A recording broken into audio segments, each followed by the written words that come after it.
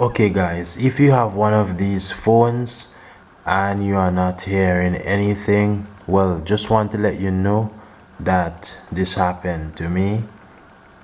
You can see there's a hole here for the mic, right guys? Just to let you know, at times, like for guys, sometimes I might just put my phone down into my pocket, and because of the different cloth and piece of things like that in my pocket, they happen to block the hole for the microphone.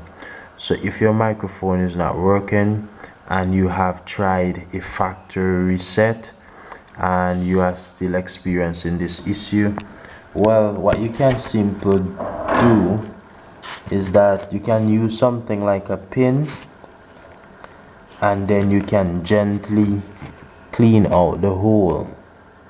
So the hole is right here. You want to use something like the pin, gently clean out the hole. You can also blow out the hole as well, ensure that the way in the hole is free. So you can see the hole there, and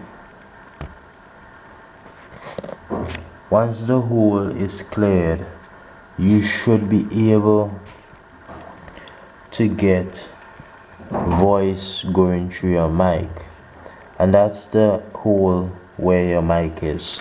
So once that hole is blocked, it will actually block out all the songs that should go to your microphone.